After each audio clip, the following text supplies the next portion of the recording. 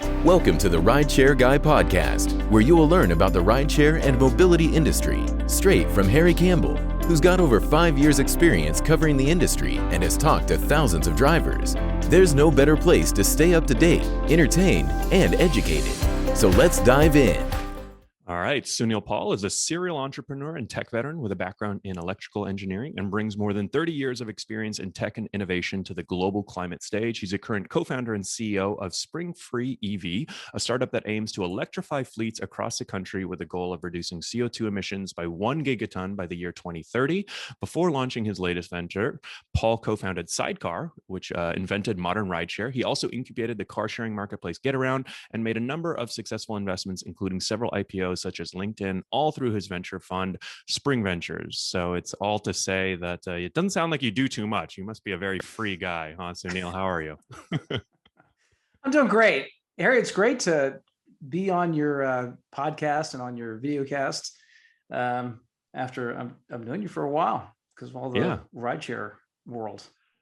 Yeah, definitely. And I mean, I think that's one of the reasons why I love the podcast, because it sort of gives a good excuse for us to like, all right, let's actually sit down, let's have a real conversation. Otherwise, obviously everyone's busy and we're emailing and doing quick calls and stuff like that. But, I have to say that your new company is something that I'm really interested to dig into, because electrification and the crossover of ride hail and electrification specifically, I think has massive opportunities. We're making a lot of interesting content investments and doing some work there. So I'm excited to chat with you about that. But I think we have to start with your first or your last company, SideCar, right? Because you are, I think I tell people that you are, what do I say? I think I call you the founder of RideShare. Is that accurate? Yeah, look, there were other people, of course, involved in the process. It's never a sole thing, but SideCar created the first ride sharing, like ride sharing as we know it today. Yeah. We were the ones who kind of came up with a model. The TNC rules are based on what we put together. Interesting. And even things like Uber Pool and shared rides is something that we were the first ride sharing platform to roll it out. So it's I think certainly SideCar was the creator of it. And, it's 10 years in February. Oh, wow. Since the first ride. Interesting. I just got a notification on LinkedIn that I started the RideShare Guy 8-year anniversary. So I'm a couple behind you, and it's not often that I meet someone who's been in the industry longer than me. So that's cool. And I don't know if I ever told you, I was actually a SideCar driver. Did you know that? I did not know that. That's so awesome. Yeah, I think I signed up for Lyft first. Uber paid me $500 to come over in a parking lot and do one ride. Signed up for Uber, and then I signed up for SideCar. I believe I like SideCar because you guys had a lot of these really innovative features at the start, right? Where couldn't you set your own radius and do a lot of cool stuff like that?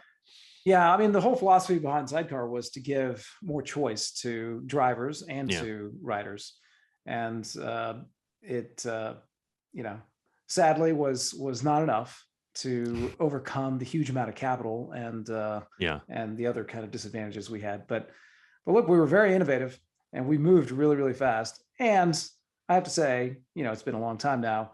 I learned a lot of lessons out of it all. Yeah. One of them was the broad lesson out of, frankly, ride sharing and car sharing is that improving the efficiency of transportation is not going to result in a net reduction in emissions in greenhouse gases.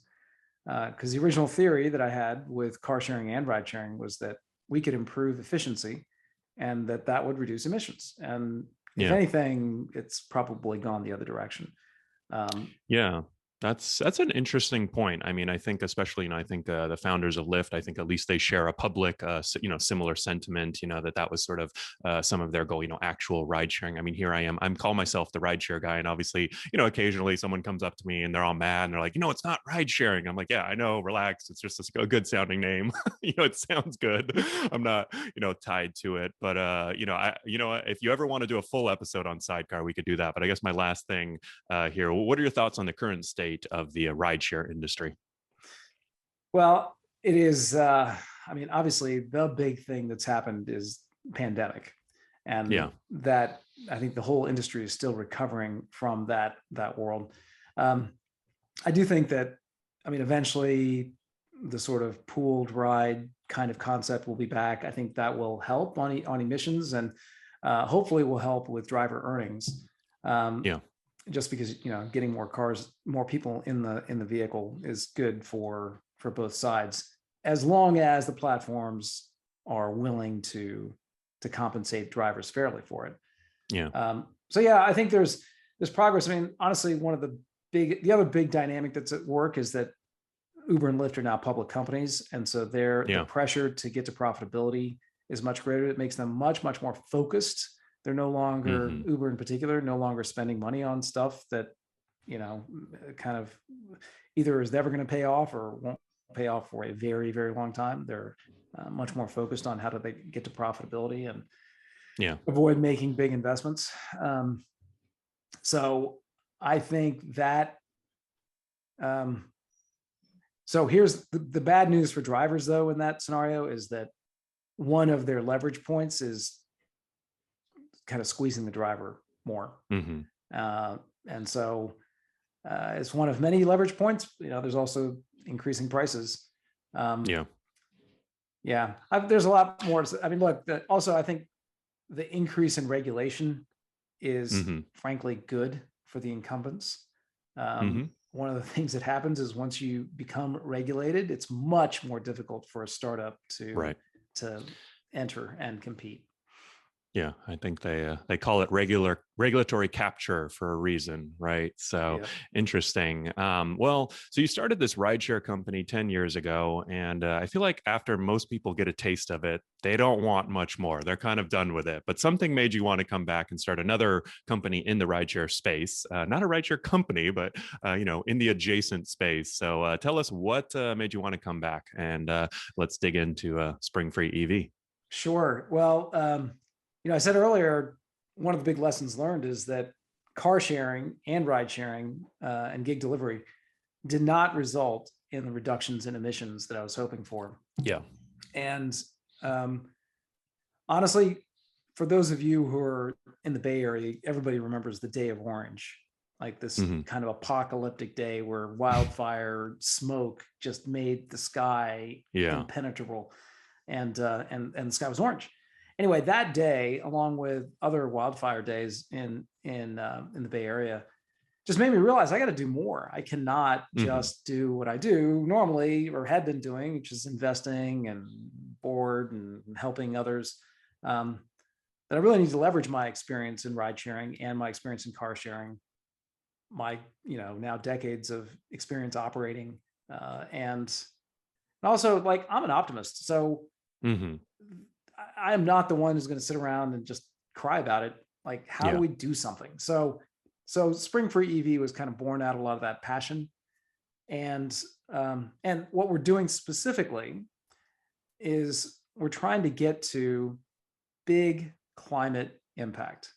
And by big climate impact, I mean, we think we can, with this set of innovations, that we can get to 1 gigaton, 1 billion tons of carbon dioxide reduction in the next 8 years.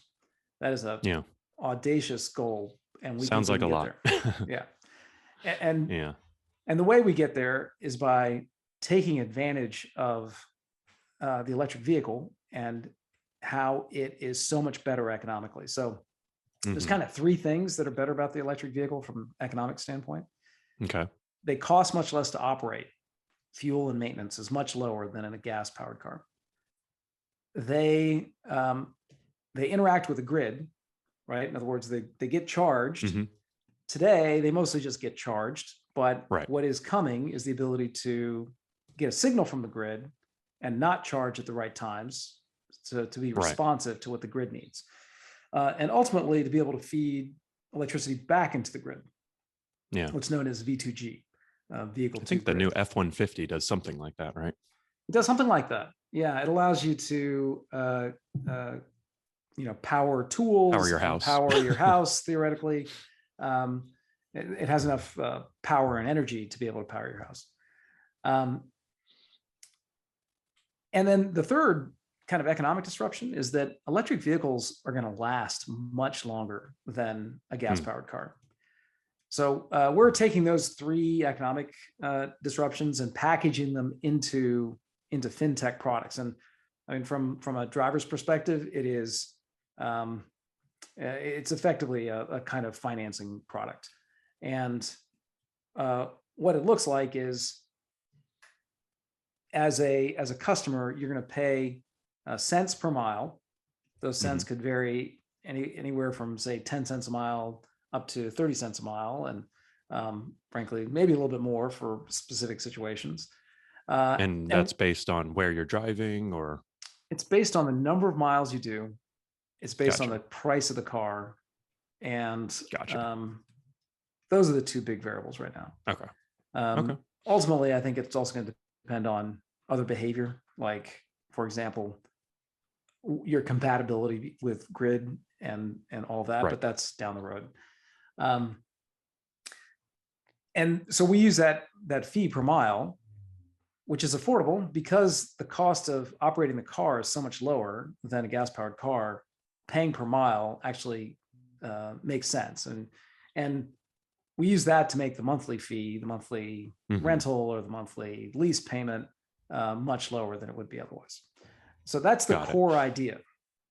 So on the driver's side, it seems pretty simple. I'm basically paying a per mile fee to rent this vehicle, this EV from you. So 10 to 30 cents, 30 cents a mile is pretty reasonable, to be honest. I mean, we've got a calculator on our site, and I feel like usually 10 to 30 is on the lower side. So that's interesting. And then, I mean, I think what you're kind of hitting on too is the fact that, right, like right now, gas prices are high and there's all these issues. Ride hail, like a full-time ride hail driver will easily do 1,000 miles a week on their car, maybe even up to 1,500 if they, have to commute in and out an hour every single day. But none of them have the cash to buy an EV or to even finance an EV because maybe they have low or no credit or put a down payment.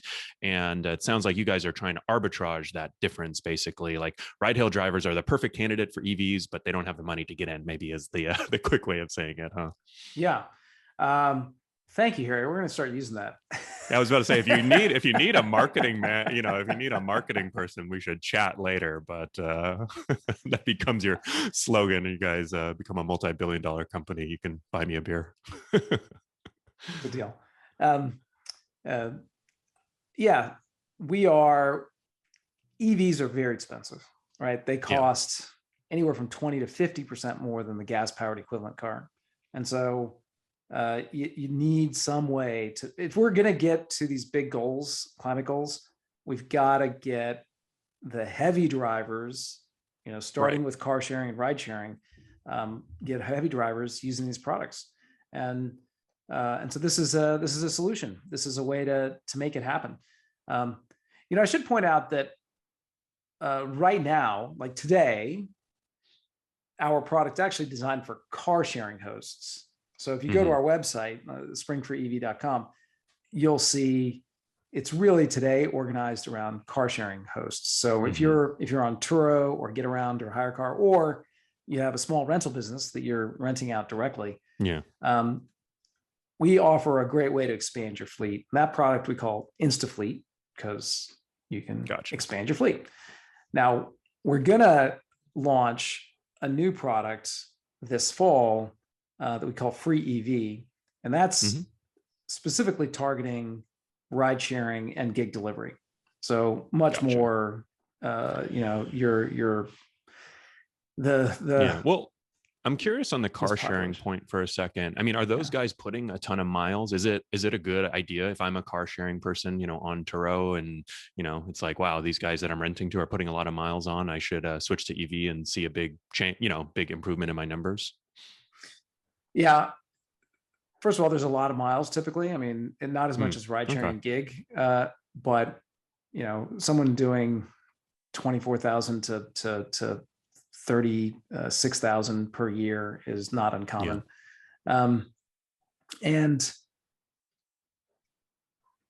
electric vehicles are already, Teslas in particular, are already, like the top performing cars on Turo. So Yeah. it's already a great fit just from a pure demand. Forget about all the operating Gotcha. costs and all that. Okay. That's So I bet the combo of those two, yeah, kind of makes it a no-brainer, huh? I mean, think how many people drive Teslas, right? When you rent a car now, like it's hard to not drive a Tesla when you rent a car. I have a Tesla, and when I go rent a normal car, I'm like, oh my God, I hate this car, right? So I can imagine you kind of give me the idea I should go rent a Tesla next time on Turo when I need one.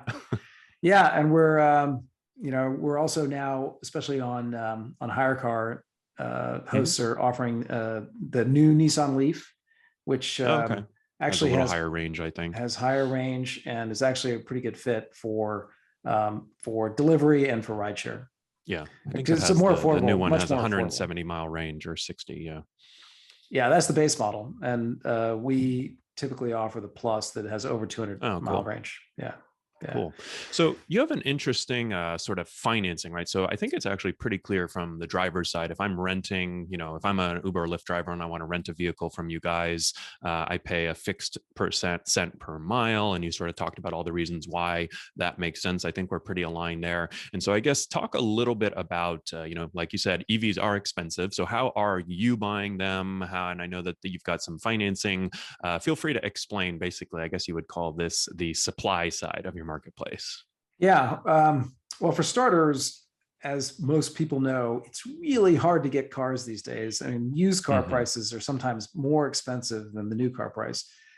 And so we've focused more on new cars. We have 3 strategic partnerships. One is with Cox Automotive, and that's mostly for used cars. Cox Automotive, it's not a household name, but they process more cars than anyone else, 6 million a year, mostly through Manheim.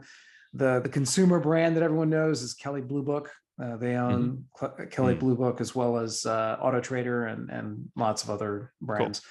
Anyway, we have a partnership with them. But then for new cars, we work with factory relationships with Nissan for the Leaf and with Tesla for Tesla vehicles. And we're working on other OEMs as well. So that's like literally getting the cars, but we buy the cars and we arrange financing from what are currently a bunch of high net worth individuals that buy the vehicle, and and then we're leasing it out. So lease payments are going back to them. We don't actually take those lease payments, and we're now out talking to investors about getting a large facility to ramp that up in a major fashion. Okay. So I think the interesting part to me was, so basically it's sort of like, I guess at the start you use these high net worth individuals to finance this. I mean, normally when people go out, and I guess if you buy a fleet of 100 cars at 50,000, never do math live. I don't know what that would be. A lot of money. $5 million. Yeah. A lot of money. $5 million. That is the right answer. A lot of money. $5 million. Right. And so you would go and try to get someone to lend you that money, basically. And you have to put, I don't know, 20 or 30% down. Is that kind of the model? I guess it sounds like you're doing kind of a combo of both. What are you kind of gravitating towards in the future? Where we're headed, I mean, so there's kind of a fintech playbook now of starting with individuals, moving up to institutions, and then ultimately we offer public. Everyone knows about going public as a stock, but there's also offering public debt, and in this case, something called an asset-backed security. So Solar was able to get to an asset-backed security within about 3 years after they got to a $50 million chunk of loans. And actually, in that case, they were solar leases and PPAs. And David Arfin, the guy who kind of invented that at Solar City, is one of our backers. Cool. So that's our trajectory: is go to institutions, then to asset-backed securities, or ultimately a bank. Because our goal is to simply get the cost of capital, the rate that we're charged, lower and lower. Because we literally just take the capital and whatever price of capital that is, we translate that to a price for car share hosts or for rideshare drivers. When we can get this to be cheaper, this price becomes cheaper. And so we're just trying to turn that crank and get to cheaper and cheaper and cheaper until we can get to so basically prices except for inflation, prices should go down. Yeah, makes sense. So can you give us a sense of, sort of where and how the business is operating right now and how many cars or whatever you want to share there? Sure.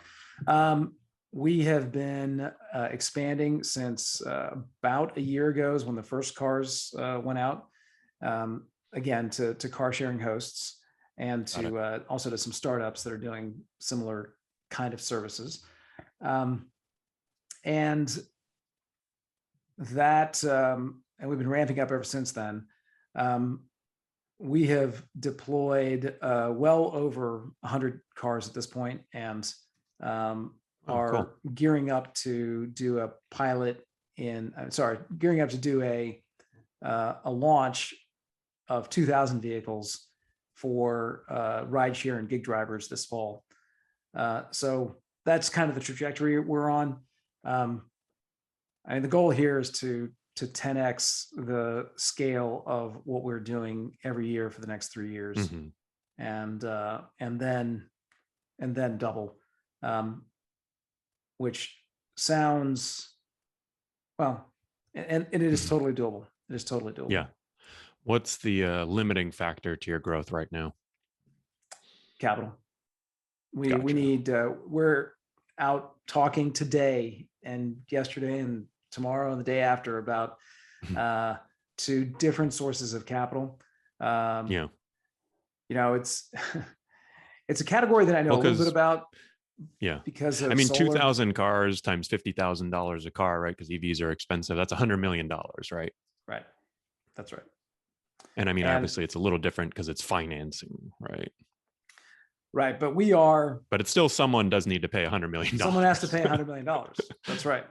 That's right. Yeah. I think what's so interesting on the fleet side is that, like, I don't know, 2,000 cars, it seems like a big fleet, but then you put the price tag on it, it's $100 million worth of cars. It's like, wow, that seems like a lot of money, right? Versus 2,000 cars doesn't seem like it would cost that much. But obviously, when you do the math, it's pretty easily that, if not more. Yeah. Well, that's why we end up deploying more than 100 million this year and 1 to 2 billion next year. Cool. Well, let's talk a little bit about deploying these vehicles into rideshare drivers. How many rideshare drivers right now are using these vehicles from you guys, and sort of what have your initial findings been? So almost everybody who's using it as rideshare or gig is doing it through the HireCar platform or through one of our customers is a company called Flux, and many of their customers are rideshare or gig drivers. So what we're finding is, the original hypothesis was they're going to do a lot of miles, and I think an important hypothesis is that they're going to pay. Despite concerns about credit quality, and we've actually seen very good payment records, and the mileage is definitely there. So all of that's is kind of panning out. As we scale, we want to avoid the disasters that Uber and Fare had. That's like an overhang. Uber had once with their exchange leasing, and then kind of times 2 with Fare in combo that time. Yeah, that was an utter disaster. So folks who've been following what went wrong with those programs in your mind that you guys are looking to avoid? Well, I think the biggest thing was going on was Uber had ridiculous amounts of money. And I mean, honestly, it's all about leadership and the choice of who runs these things and their attitudes, because it all kind of flows from the top. And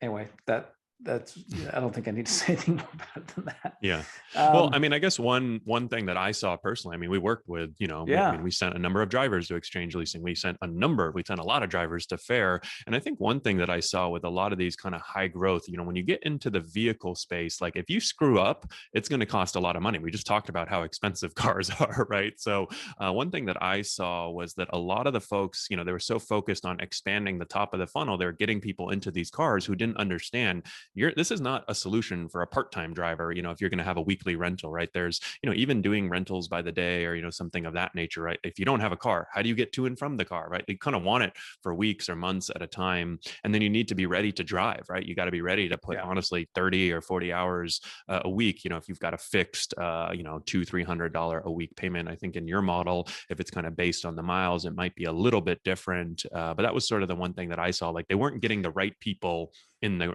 it wasn't the right, all the right people for the right product, basically. I think they also ended up in a vicious spiral of they charged a lot relative to, just getting a lease or whatever, or a loan, which is more appropriate for rideshare. And they kind of attracted a lot of those people who couldn't afford a car. So they tended to be deep subprime. So terrible credit combined with overpricing. So anybody who was able to get out of that vicious cycle and get themselves into a better situation economically, they did it. And those that couldn't afford it just that's a good stayed point. in it. And so you ended up with worse and worse drivers. And it's almost like if you're successful in that program, you're going to kind of get rid of it. And if you're not successful in that program, you're also going to get rid of it. So it's like, what customers do you have left, right? Right. And so look, our attitude is very different. We are looking for drivers who treat, first of all, we have a path to ownership for the vehicle. We're not looking to kind of hook someone onto a car payment that they never ever can get rid of. Which is frankly the deep subprime attitude is super high rates that you just can never get rid of, and you're constantly underwater on the price. It probably helps to understand what is our top goal. Our top goal is have impact on climate, and in order to have the top goal, we want vehicles out there, and we want them in the hands of high mileage drivers. They need to, in order to make this whole thing work, we have to make the financial equation work, which means we have to have people who pay their bills, which means we need high mileage people who pay their bills. And that allows us to continue to raise more capital, continue to bring the price of capital down. And so we're very conscious of that. And so, the deep subprime person who's just had their car repossessed is not going to be a good candidate. Yeah. So any issues that have come up with the drivers, you're telling them, I guess, through Hire a Car and Flux, that you've got these EVs available for them. And is this kind of a slam dunk, with gas prices so high now and everyone obviously likes driving EVs? Is it kind of like, hey, a no brainer? Or are some people saying, I don't want to do this and here are the reasons why? I would say it's mostly a no brainer. I can tell you the things that we hear that are driving adoption are gas prices and lower cost of operation, just lower maintenance, less hassle. And also just wanting to be part of the future and trying to be environmentally sustainable. We all are so much more aware of the impact that our own personal actions have. And so I'd say those are kind of the three big reasons. Easily the biggest thing that I hear as a reluctance is that they don't have charging where they live. So if you live in an apartment building and the landlord hasn't been willing to put in charging, that's an obstacle. What's helping is that there's a huge investment in public infrastructure. So that there's charging, either overnight charging that's close to where people live, or supercharging, fast charging that is kind of out and about. And so, look, we're seeing huge demand. When we announced our free EV product, so did we talk about free EV yet? So free EV is a little bit, this rideshare product that's as low as 30 cents a mile. And if you're doing a lot of miles, we talked about it. It launches in the fall. But within a week after we announced that thing, we had 500 people on the wait list. Wow. So like that, there's a lot of demand for this. And so we're excited about it. Harry, I'd love to let people know about a special offer that is only for people who are watching this. That's what I like to hear. So this free EV product we're launching in the fall, but we're gearing up to do a pilot. So 2,000 vehicles in the fall, but we're going to do a pilot of 100 vehicles. And we're going to basically do it for people who are listening to this podcast or watching this YouTube video. All you got to do is when you go to springfreeev.com, or you can see the button that says free EV, or you can just go we'll to put a link in the show notes too. Yeah. Yep. Go to the URL. freeev.springfreeev.com, and we'll put a link too. But then put in the promo code RSG, RideShare Guy, RSG, and that will get you into this pilot. Very cool. It's only 100 cars, so we're not going to be able to. Is California only? And it's California only.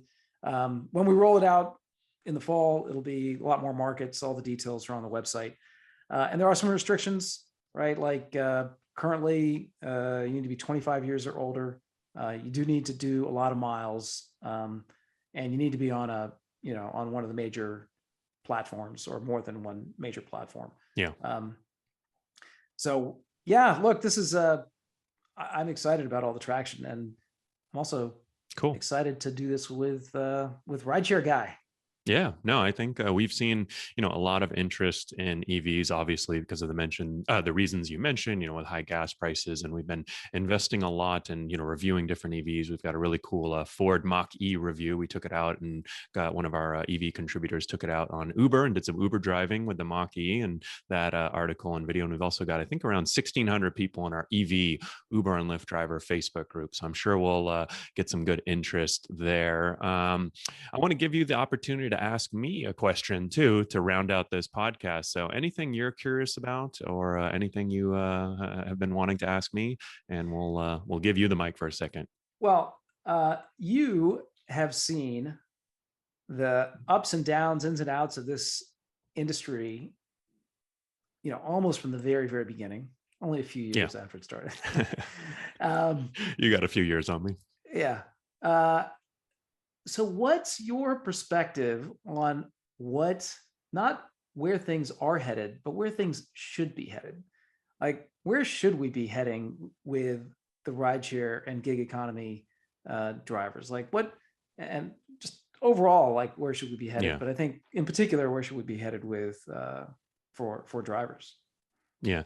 I mean, I think overall, sort of where we're headed is kind of, I think, where we actually are headed is kind of where I think we should be headed, where, you've got Uber and Lyft, and you've got a bunch of specialized rideshare services, and you've got a whole bunch of other options in the last mile delivery space. So there's, honestly, there's a pretty big breadth of opportunities and different companies, and I think plenty of competition. So I sort of like how things are looking on, that side of the coin. And then, I mean, I think as far as drivers, obviously, I mean, they call it a job for a reason, right? Like, most jobs kind of suck, right? Like, most people don't like jobs. And so I think when you think about the gig economy, there are positives and negatives like any other job. I am a pretty staunch, I guess you would say, defender of the fact that I think there are more positives than negatives when it comes to working in the gig economy. I mean, there aren't many jobs. You can go on Uber right now. We just did a video, with Uber, and they now, in 3 hours or less, you can get approved to drive for Uber Eats and go make a delivery and then cash out that money instantly.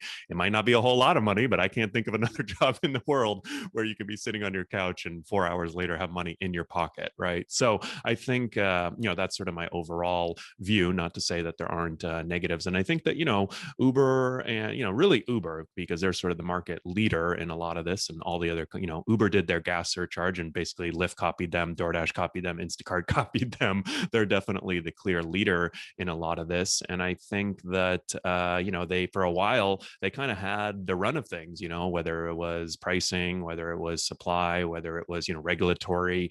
And I think they kind of, took a little too much advantage of it. And, now in places like California, they push back. And I think ultimately we're going to see this model where workers start to get some more protections, a quasi, earning floor, right? Or in the city of, or the state of Washington just passed an actual minimum wage. New York City has a pretty strong minimum wage. And there's sort of, we're seeing more protections for drivers. I think they're definitely going to stay independent contractors, but I feel like the job is actually getting, slowly better and better. And, the sort of structural problems, like there's always going to be people complaining that they're not making enough money. And I'm not sure that there's a whole lot you can do about it. But I guess I myself have kind of built a business kind of predicated on the fact that, hey, if you want to do this job, we're going to help you do it better. We're going to help you make more money, because there really is that variability, whether it's earnings, whether it's, on the expense side, right? Like driving an EV, if you can get yourself into an EV and do 60,000 miles a year on an EV versus 60,000 in a 4-door, Toyota Camry, you're going to make a lot more money, right?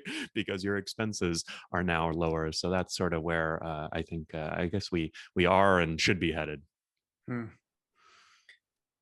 Yeah, cool. Well, I agree with a lot of that. This is cool. It's a great addition to the overall economy, and it needs improvement. Yep, but exactly. It's a net positive. Definitely. Cool. Well, I'm really excited for your company and to see, I appreciate you giving out the RSG code for any folks in California who want to do this 100 car pilot. I'm sure we'll get some takers there. And if folks want to learn more about you, follow your work, I've got your website. We'll put all this in the show notes, but where should they go and what should they look out for? You want me to let them know right now? Or you're going to put right now? Let them know. So the website, springfreeev.com is the first place to start. We've got all kinds of interesting blog and material. If you're a rideshare driver, you can sign up for the pilot and get in, use the promo code. If you're a car share host, you can sign up for InstaFleet. You can follow me on LinkedIn. I post regularly there. Twitter, I do post there, but I really am. I'm primarily a LinkedIn person. And look, this world is going to change so much with electric vehicles, and it's exciting. And I'm excited to share it with people through LinkedIn and through, you can sign up for the mailing list, things like that on the website as well. Cool. Well, really appreciate all the work you're doing here, and love seeing more options and products when it comes to vehicles for drivers, and especially if they're EVs. So thank you for that, Sunil, and we'll take care. Hey, thank you. This was a lot of fun. Again, a real honor to sit down and talk to you for an extended period of time. It was really fun.